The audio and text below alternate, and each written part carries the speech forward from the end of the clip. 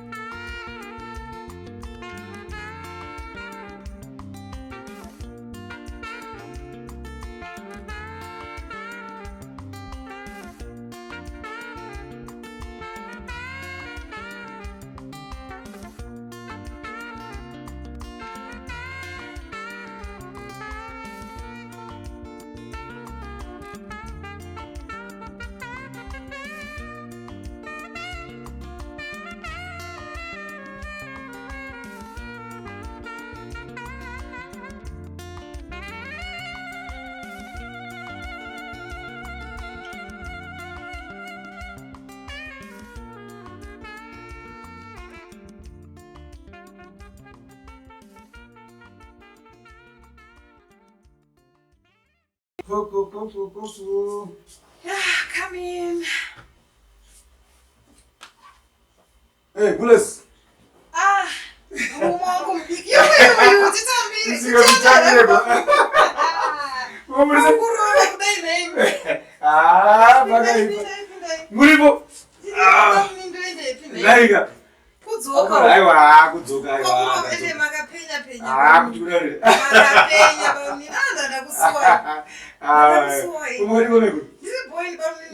was still ready.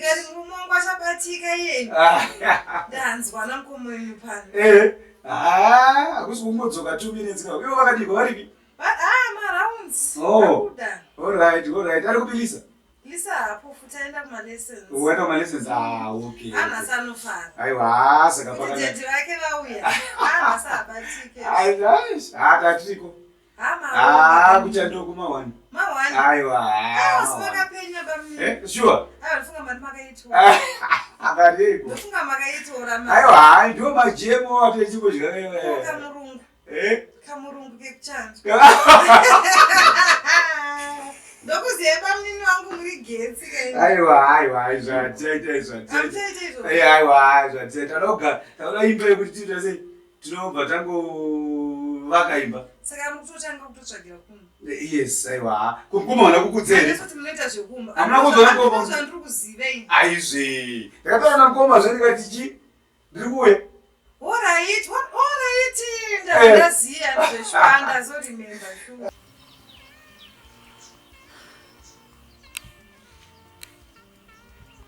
Mungai, just like that, you're my little sister.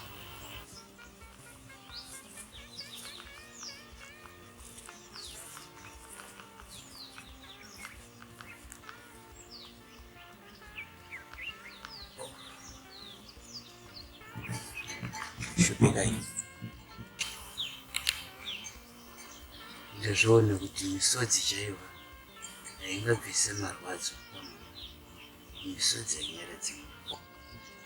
Kunyange zvazvo ngaikwaari ikoko, ndandozviziva kuti iwavo vari mudzimai yakashinga ane ushingi. Jega munina wangu anga asara kuti atosara ndega. Kunyange zvazvo uri wasara wega, menyu asi hazvirevo kuti ndiwe wega wasara panyika. Ndichange ndiinewe always, and above all, God is with us.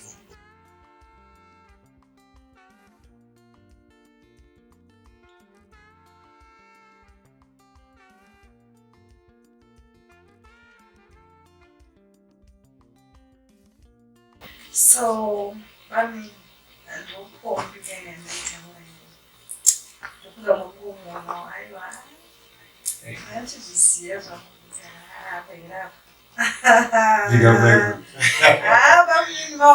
Yes, I love magazines. Cynthia.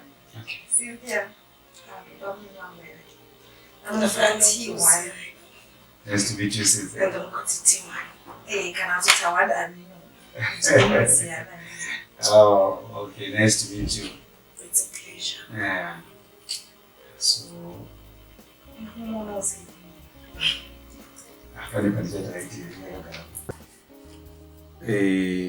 my brother andodza kuti unobva kunjanya kumusha kwedu je.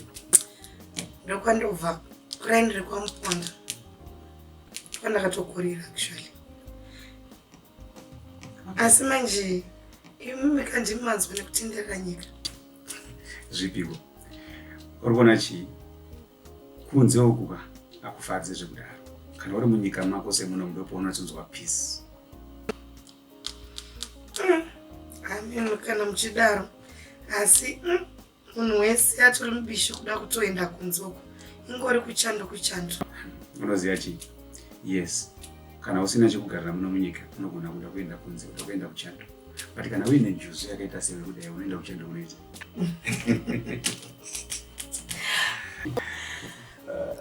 Yeah, actually, I was a bit nervous meeting you.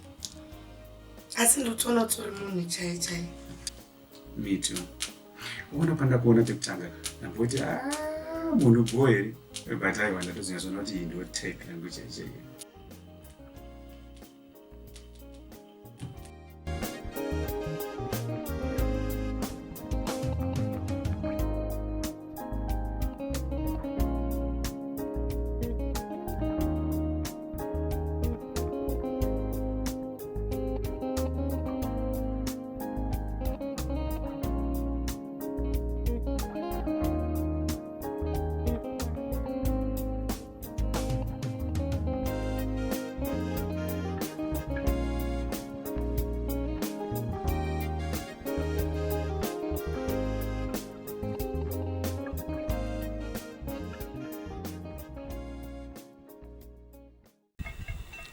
Shupi. It's good. Ko usokasira uda kuenda. Ndaitotsvaga iwewe.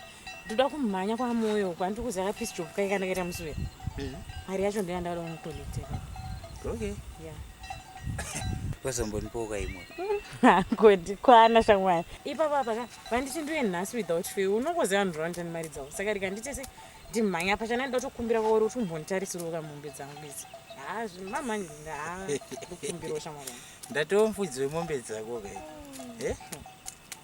Ewe, koera dzoro rako rinomboperera rini kweri? In 4 days time nenda pets. Apa ndikamhanya sha. Ngongutarisiro manje nendadzoka sure. Oh. Alright. Endako. Ndokupa nguva shomanene. Asi ukasire dzoka nokuti ndine kwandoda kutomba mai. Iripo. Thanks shamwari yangu. Rega nditomhanya izvezvi. Alright. Time ka. Bo ukasira udzoka ka. Ndokasira ndimbonono. Maswera semko. Maswera. Naswera. Ko amoyo aripo. Ndauya ukabvunza. Vamuliwa. Avanokusiyeyo. Mari. Ndiri chavo. Ivo vane mari. Vanachanga vakaziva. Saka vanodzoka. Vakati musauna. Avanokusiyeyo. Zvisiya mara. Ivi mavamati. Tisvikewo gogo. Svikai titambire. Titambire kwa mavoko ya. Maswera seko. Ndaswera hangu mwananga waswera sei? Ndaswera. Akutondiona ndauya kudai kutoya kunonetsa ipapa. Ndachikumbira ukati mafuta tokubikisa. Akumba kwangu uku njacho zvakaita kuoma chai.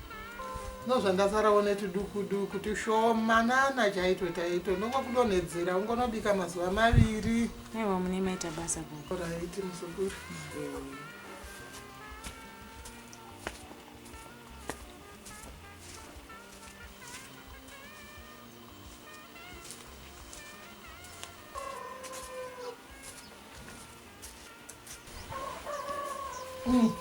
Ungonobikawo mazuva 2. Aiwa maita basa gogo. Mabatsira chokwadi ina nchambogari gogo. Mwari vakukomborerei gogo. Ina nchambogari ini. Ngaindi tonobika nzara yacho. Fatso wadii mwana wamai aiwa ndasvika parutsi ndasvika habo zvekuti aiwa ndanakirwa mombe ndadziona ndatodziteera kumakura pane chikomana chinenge chiri kufudzifudza but ari kutonge mukadzi thank you so much you see vanhu vazhinji vakanyudzwa vari kudiaspora vachitumira mari dzavo vosvika kumusha vozoona hapana kana padheni ndapaona wakandivakira imba yakanaka thank you so much thank you so much I think ndichasimuka kuno kumangwana then tosangana paweekend ndikanimbotaura nemunhu ane mombe iripo. You see, your face looks familiar, but honestly speaking, ndashaya kuti ndiani. Ati wanu wakudada. Umeenda ku UK wachatondizive. Ndini Shupikai. Shupikai! Wow! Hey, and wakura. You know what? I didn't expect to see you here. Are you the one taking care of my kettle now? Oh, no way. Yes, I do whatever I can to survive. You know what? Sister wako, our Grace, how is she doing? I lost my parents and all my siblings. Life hasn't been easy to me. Grace is normal. I was left alone. I learned to do honest work. I'm not even ashamed. Zvorwadza. Ndine urombo nezvakaitika nematambudziko.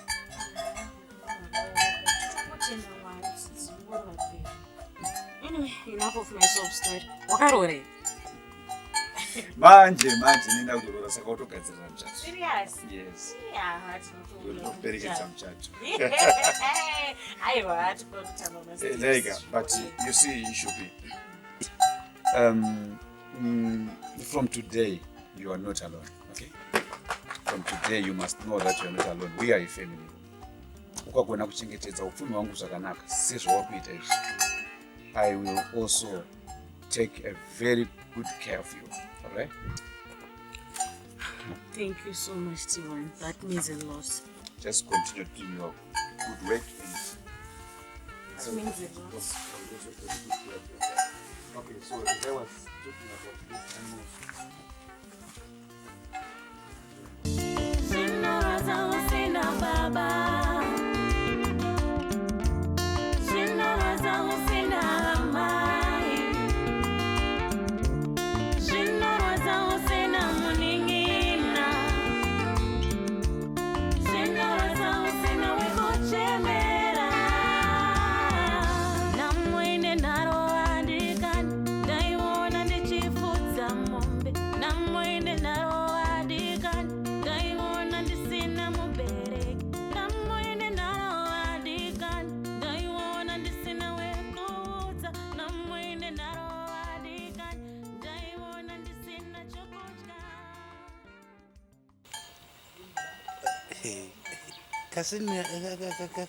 Kazika what another boy.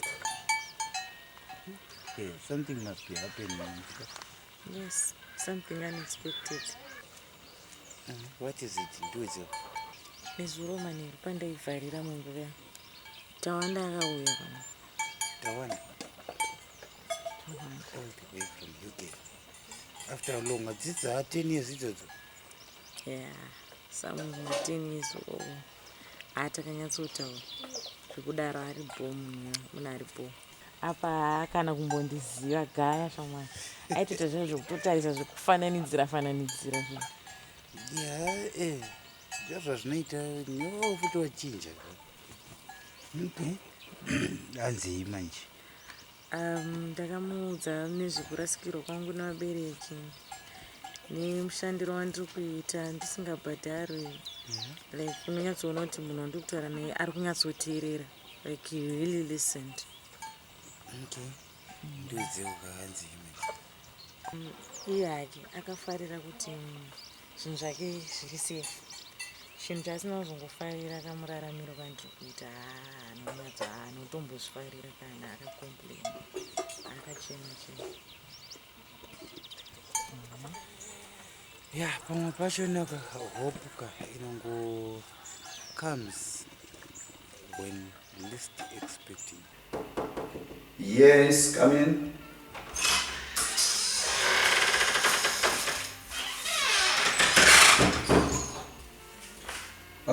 Shupikai, you're welcome. Yeah, grab us. No, Shupikai, I don't mean it, Baba. Garapa sofa. Ko boots were busy. No, Sagara. Thank you, see. Oh, okay. Ko Kurise Kumba. Okay. Ndakudedza pano kaShupikai because ndandoda kuti timboita a small discussion bichana. I don't think that it's a good idea for you to continue kushanda uri munhu anofudza mombe. Have I done something wrong? No, you haven't done anything wrong, okay? Actually, I appreciate mabatro kuita basa panapa. I appreciate nezvawaita so far. Nekuti kuenda kwakuita zvipfuyo and everything. But I think you need to look for something to do. Something else? Yes, something better and also something safer, something better, okay? You see, I've been thinking that ndogona kutsvagira basa riri nani kana kuti iwewe wochitsvaga business raurira kuti unge uchirana pachezvako. Then I can give you the capital ndokupa finance yekutangisa that business. Thank you, Tiwa. I don't know what to say. Don't mention, okay? Don't mention. You see, yes, you have done good. You've done well, but kumunukadzika basa iri, I don't think that it's a good job to do. So from now onwards, just know that this is a home, and feel free to come here and do whatever you can do, okay? I think we can just share a small prayer that you can just look for something to eat in the kitchen. Let's just pray. Father, in the name of Jesus, I thank you for this wonderful daughter. I thank you for Shupikai.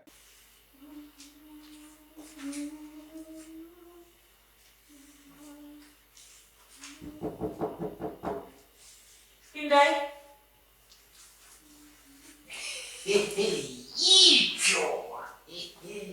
Watani. This can go together so fast.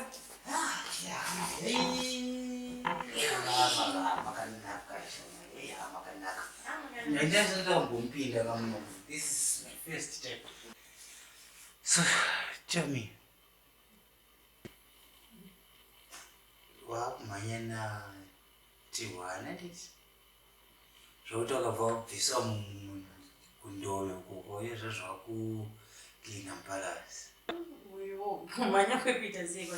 Tiwana akatongoudza kuti ari kuroora next month. Zvakumeka sense manje. Zvakumeka sense. But you are one to class yangu. Amunipa muromo kuti class yekuita sei. Kushamwari, can you imagine? T1 akandipa mari yekutanga project yangu ini personal. Inoti. Alright. Awapinda mwo. Kunenzi kupinda. Ndonenzi manje. Yeah, but sazokanga moka phi wako. Dzinonyasha kuti. Aunyepi mwangu, unyepi. Saka pa ndokupa tii rekunoti mai. Daile shule rimasese ni. Wacha. Mwana ndomono kwa masese. Kebisonge ndikugadzirire mariyo.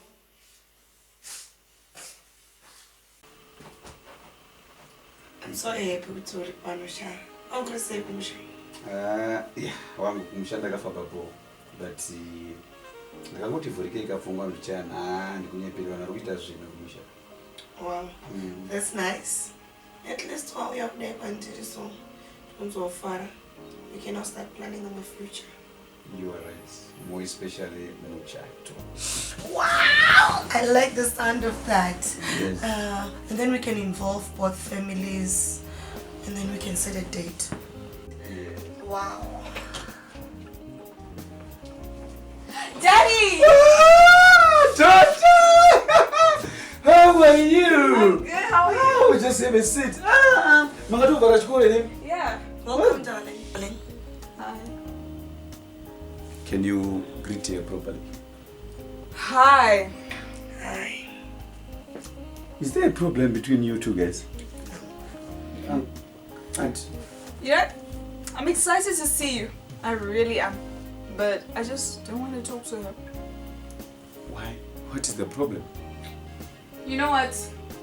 I just don't like her. Actually, I have a lot of unpacking to do. So let me just go to my room.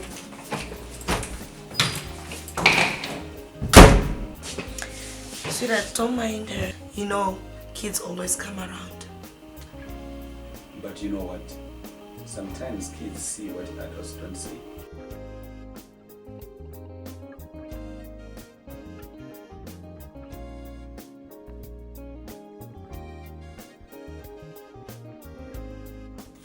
What?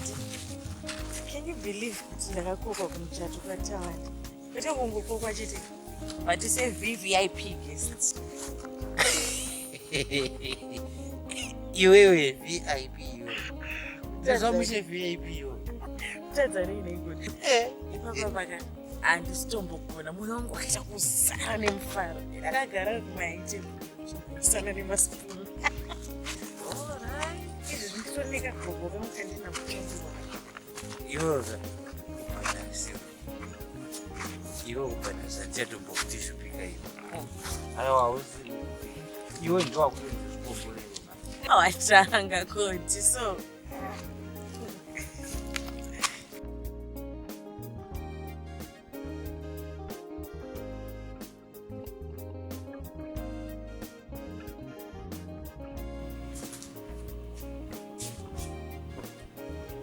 Lisa, I'm tired of this, okay? Every time it's Cynthia this, it's Cynthia that. You don't just like her. Don't like her! Stop pinning this on me now! I'm trying to be open, I'm trying to tell the truth and speak up now! Why now? Why now? Why poison in my mind? Zvinhu zvese zvakufamba zvakanaka. Poison! I'm trying to save you and you're accusing me of poisoning you! Enough. It's not enough! I haven't even started! Number one, she's a stripper! Number two, why can't you see this? You are lying, Lisa. Lying! Go around, go ask people! You know what? My guru told me that she's a daughter to a minister. Daughter to the minister! She's a fake! All she wants is your money, your name, and your future! Why can't you see it? Don't tell minister my foot, man! Is that how they act? If this is true. I wouldn't try to risk our relationship, Daddy T1. I'm telling you, what I'm saying is the truth. Cynthia.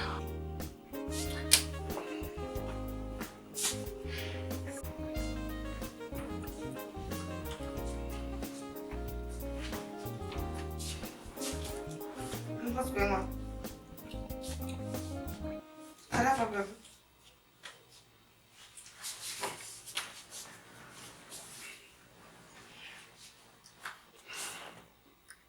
Cynthia, I called you here. And Chandukuda, Why do you sound so serious? who are you? What are you? What do you mean? Cynthia, unotengesa my drugs. Hausi mwana wa minister as you claim. You are just a gold digger. Huh? Baby, I'm not a gold digger. And what you're talking about is in my past. Why can't you believe in the me that you see right now? I'm now a born again. Born again. Okay, wakadi kunduza kuti why were involved in all these things? Why keeping quiet all the while? Come on, baby. What's there to talk about? What's there to talk about? Iwe. T1. Eh? Like you are faithful. Why tell her from the way to go that this is happening in your life? Try and understand. T1, wait. please leave. T1. Cynthia, go. Go. Wait. Come here. Alright. Cynthia, Buddha. Can you just talk? Just imagine. Kuda. Kona samsugara basi baba. My guru. Zvamakaita izvi zvinonzi kunditengesa kwamakaita. Ndo zvandati zvinhu zvoda kutaurwa vanhu vakagara pasi. Garai pasi titaure tinzwa. Munhu wese anoziva kuti Cynthia aite munharaunda muno. And azvigone kuti imimi namukoma mugotadza kuzviziva kuti Cynthia ndo hunhu hwake. Is a gold digger. But makumubatanidza neni, makumusanganisa neni manje. Number 1, Cynthia haasi mwana waminister. Pamaka introducer Cynthia kwandiri makati mwana waminister of tourism haasi mwana waminister. That is number 1. Number 2, she's a stripper. Cynthia anotamba mumabhawa yeso. Mukada kubvunza location rwese runozviziva. Number 3, Cynthia anotengesa madrugs my guru. Zvinyowani zvamukutaura baba ndingakupei munasiri raiti. Azvigoneke my guru kuti vamwe vanhu vese vagoziva imimi mugotadza.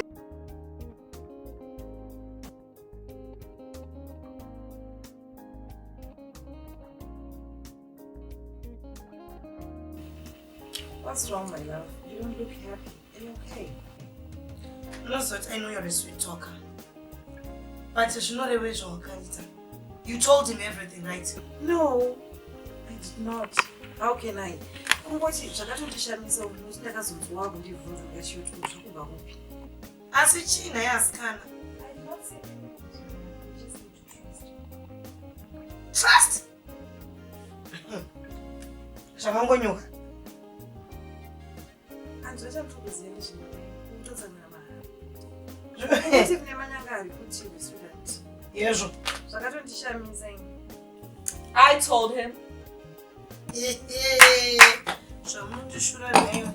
Listen, ndautadzire chii? Uri kuziva here zvavakonzeresa? So I look like a kid. They thought I was just going to sit back and watch my dad make leftovers. Mwanangu haana mhosva. Haana mhosva. Ndakatombozama kukavira but zvakaramba ushamisa. Hold up. This whole time you're telling me you knew she was a whore? No. Okay, yeah. I mean, yes. Wow. Let's learn the jokes. Saka ndanditaura kuti zvinhu zvimwe makazvironga. Mukatirega tiite kuti aifunga kuti achambururuka ogodonha pasi. Zviri kunakidza kuti ndaramba. Do we look like we even care? Manje mire ndikuudzei. Hazvina kuperera panapa. Tichasangana. Trust me, girl. Yeah, get out, oh. You wear it.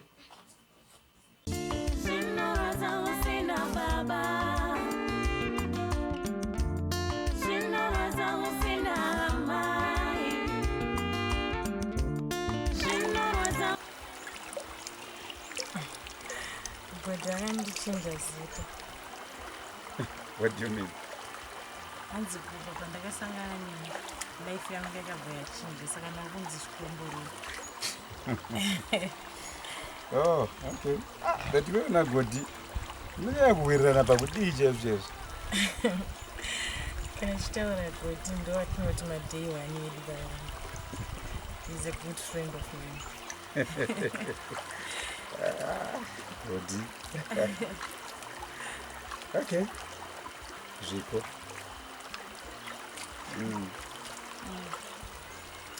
So, how far are the wedding preparations? There's no more wedding. What do you mean? Basically, in Cynthia at 3 days. So, you see, pane zvakangoitika, pane zvakangonetsa saka and hazvichatokwanisika kuti tinge tichitesa. So I'm sorry about that. Yeah, so is life. You know what? Shupi. Ziko, of course. Ndakamboda kuedza kunyarara but nditoona kuti hakuna kwazvinondisvitsa. My heart belongs to you. I love you, Ziko. Will you marry me? Come on. Love haina type. Okay? Kuna chinonzi type. just depends what do you feel. I don't know what to say. No. You must know what to say. There's a purpose.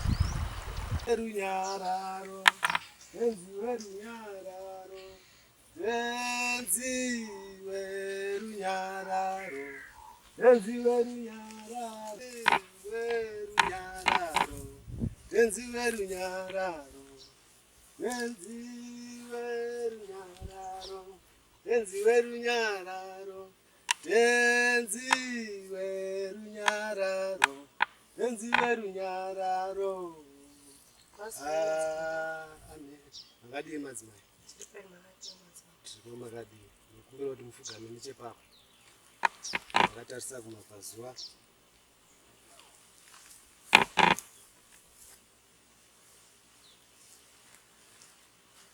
Muzita rako Baba, Mwanakomana, Mweya Mutsvene waMwari. Tinokunamatai musununguri Jesu, tarisai hwai dzenyu dzauya pakati penyu.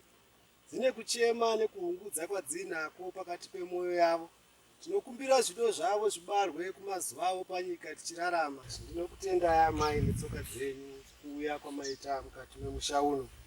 Ndaratidzwa nhau yenyu imi iri nhau yanga yakanaka kwazvo nechishuwiro chenyu. Asi ndaona muine munhu wamanga muchifambidzana naye kumazuva enyu. Manga muchifambidzana naye ndaona aita sekukufuratirai. Aita sekukufuratirai kudaro imi maona kuti murume uyu akufuratirai. Uchibva mati ndimboendawo kwamadzibaba ndimbononzwa kuti ishuwa here kuti murume uyu haachandidi kana kuti ane mumwe wakufambidzana naye kumazuva enyu panyika. Amen, madzibaba. Chokwadi baba. Saka ndatarisa nzira yenyu ndikaona murume uyu ane mumwe wanga akatarisana naye. Bati nguva yanga akatarisana naye ndaona ima achikusududzai zvishoma nezvishoma. Anga achikusududzai zvishoma nezvishoma ndaona iye aine kuita kwaanga achiita kuti imi mwoyo wenyu uite kunge unobuda kwamuri imimi zvishoma nezvishoma. Ndikaona uyu ainewo zvaari kuita kuti imimi mufuratidzane nemurandarume wenyu wamanga muchida. Saka ndiri kuti inini amai kumberi kweuso hwenyu kuri kuda kuti imimi tive nezvatingaite kuti muswededzane nedai murume wamuri kuda sezvaatorwa dai nepambi yandiri kuona. Ndaona ine zvairi kuita ichiteketerawo ichidai kusimudza zita renyu kumazuva enyu muchirarama panyika kuti mugone kusiyana. Haleluya. Amen, iyoyo munhu waMwari.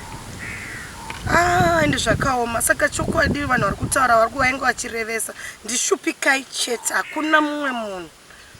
Ende zvakaoma. Ndibatsirei munhu waMwari, ndoda kundiswa. Zvino ndinokumbira kuti munowana here chipfeko chake kana hembe yake kana chimwe chinhu kana tsoka yake tikwanise kumufuratidza mugone kudzokerana nemurume wenyu pakutanga. Aiwa, ndichaita saizvozvo munhu waShe.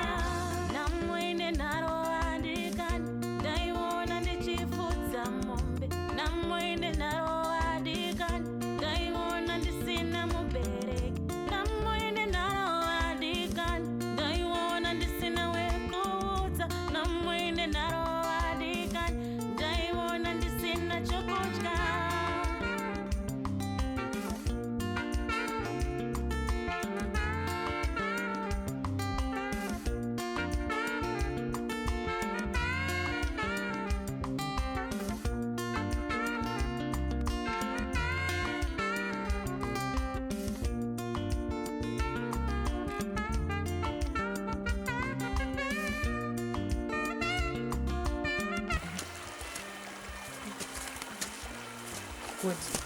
Mbumira majokisi chamwari. Hembe yevaridzi yanga irapaenda. Inini kukuona uchiandika hembe. Aiwa godha isinguva yekutamba chamwari. Ibasa revaridzi hadzisi dzangu idzi. Hauna hapana umwe munapfuura nepanere. Handina kuipopo kwaunamboona. Handina nduto kana nokutomboziva kuti uri kuno inda chitoendawo da mbonotara pamwe ndogona kuwana mawemisi da uzouya uzonoredza kusaso. Kuti usambodaro ipisi job yamaichena unovaziva. Kuti ve usadaro kani kuti vedu ve. Nasiya hembe apa. Kuti mbumira kutamba kani shamwari. Hembe yevaridzi. Handina chandotomboziva ko ndaenda katanga rini kokuita zvokutora hembe dzevanhu kana zvokuba ukambondona nichibawo here.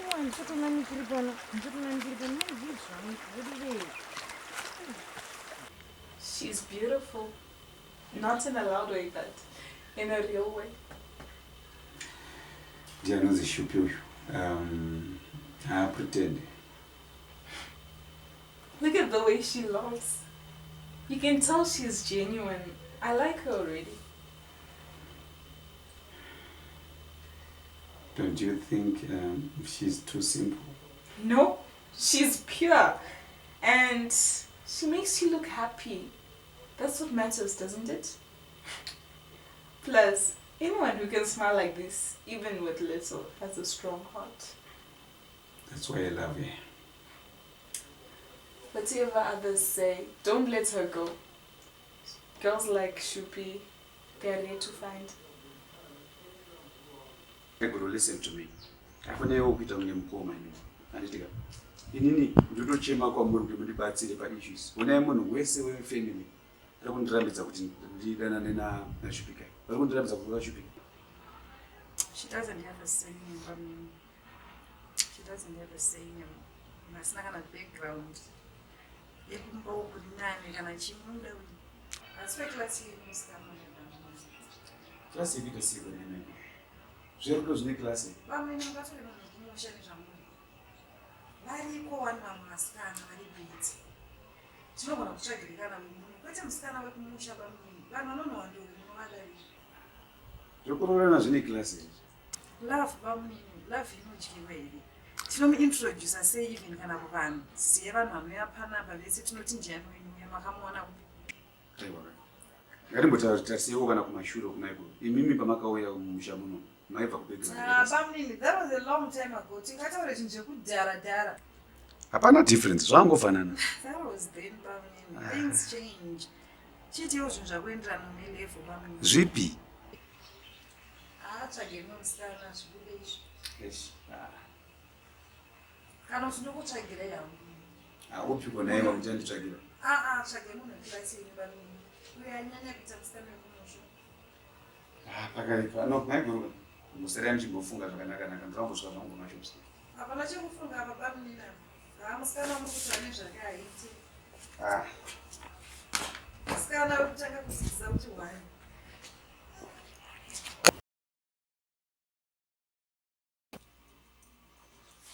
Daddy T, there's a letter here for you.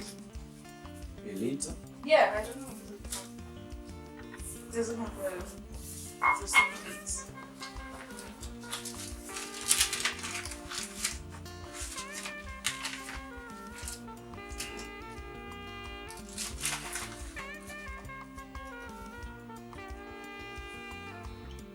Tawanda, forgive me. Life has pushed me where my heart never planned to go. I have left with another man, not because I stopped loving you, but because I was tired of waiting for a place where I belong. Remember me kindly.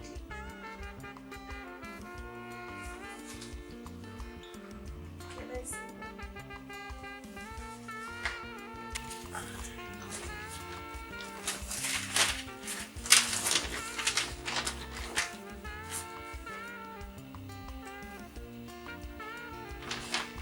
Very sorry, Bamnini. Once you're tired, all you need to do is to forget about everything that has happened.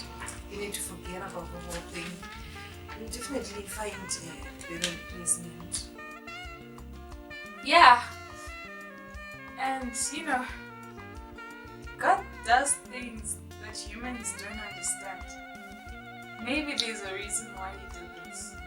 And maybe you'll find someone even better looking, better at everything, Ndozvatigara tichitaura zviva, makambozvitaura izvi mukasateerera henyu ndanga ndazviona kuti munhu uyu hamuna kwamunosvika naye asi munoona munhu amvirisokuva munhu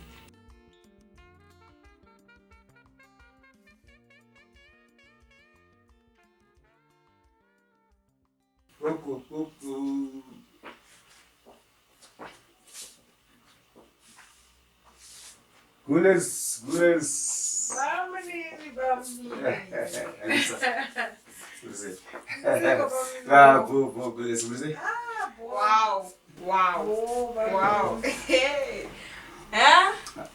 Gules. Uyu ndiye Michelle, my fiancé. Michelle, ava ndimai guru wangu kadzunguma. First born yavo Lisa. Hi, Michelle. Hi, Bamini. This is good. She's very beautiful. Nice to meet you, my love. Thank you. Thank you. My girl, may I please use your restroom? Sure. Why not? Hurry up. Okay. This way. Sure.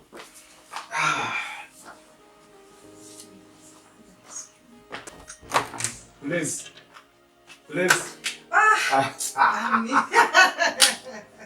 Kokutovarairwa. Bubala. Kutovarairwa. Chitaureka tizuri zvakanga sei?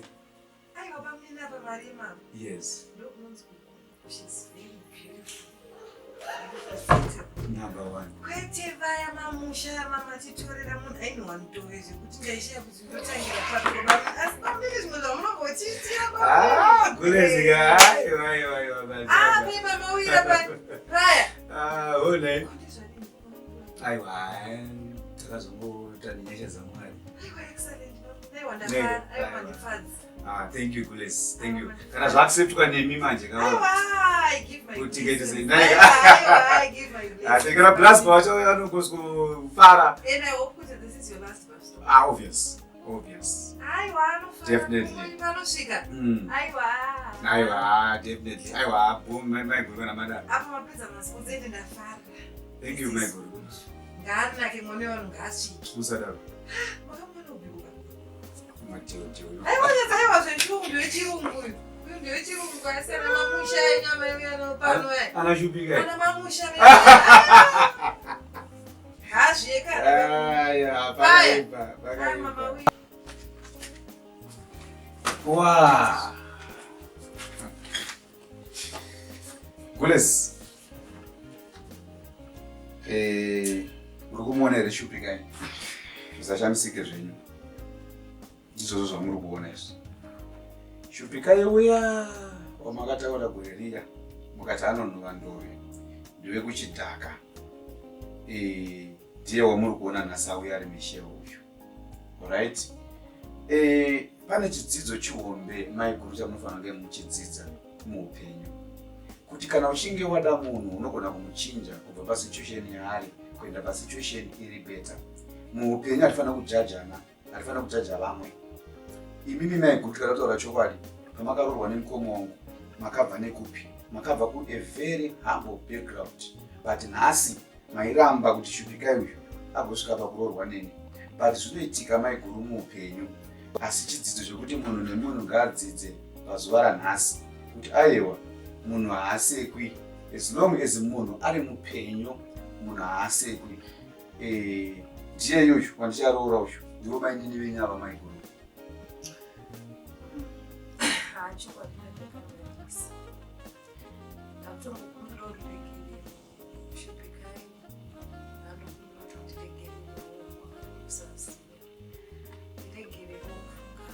It's okay, my guru, it's okay. Don't bother yourself. We are a family. And we are going to be a very happy family. It's time for us to smile. Okay? But Dr. Kutenda, Lisa, she's the one who came with that plan.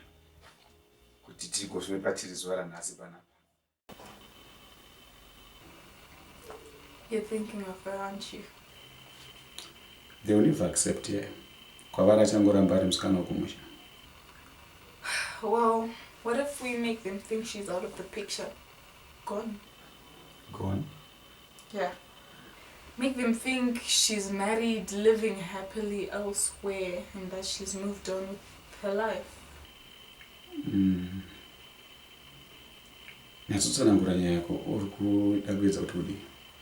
Yes, we paint a picture that she's moved on with a new husband and she no longer needs you. She chose another man. So, tozita saying Shupi. Well, we bring her to town, we get her a job and and then you introduce them to her. That is what I'm asking. Pick up one. But now I've got one more thing to say. Alright? Shupikai. Takafamba kwenye urefu chese. Uyezve tichiri pari. Please, will you marry me?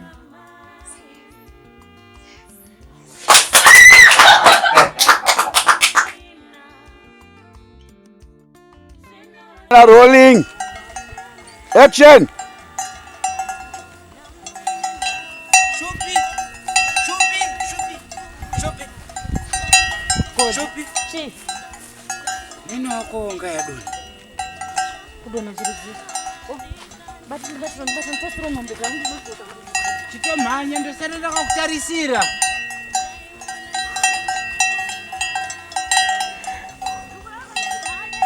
God. Akanda kunyeza ukimti. Akandikanodiwa manja. You see, your sister Grace ndiyo ndakadzidza naye. Is everything okay? I lost my parents and all my siblings. I was left alone. I've learned not to be ashamed to work. That's okay. But you know what? If you take good care of my cattle, I will also...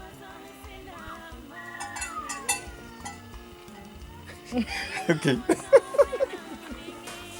Dasa na kumpila maya tuzakana si Asha malimakanaka.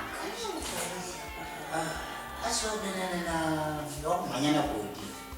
No ni manyana ti. I'm gonna do it. I'm doing good. My taxi. Okay, cut. Action. Yes, come in.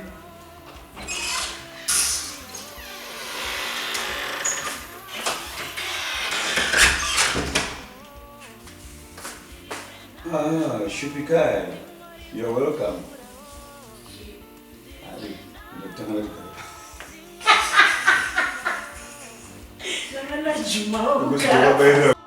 Baba muzita la Jesu ndinokutendai Mwari wamasimba ose. Maite enyu Mwari nasisi Shupikai. Ndinonamata Ishe wamasimba ose kuti Mwari ndimi munosumudza marumbi kubva muguruva. Chifambai navo Mwari mukuvapa divine direction in the name of the Father, in the name of the Son, in the name of the Holy Spirit I pray. Amen. No, no, se capri.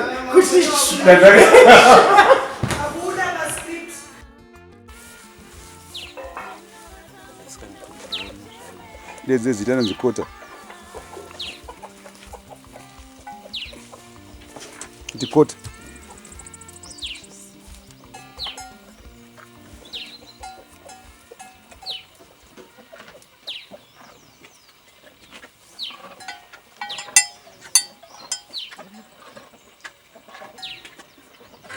Kuzvainenge itotsvaga kuti handinawo changu.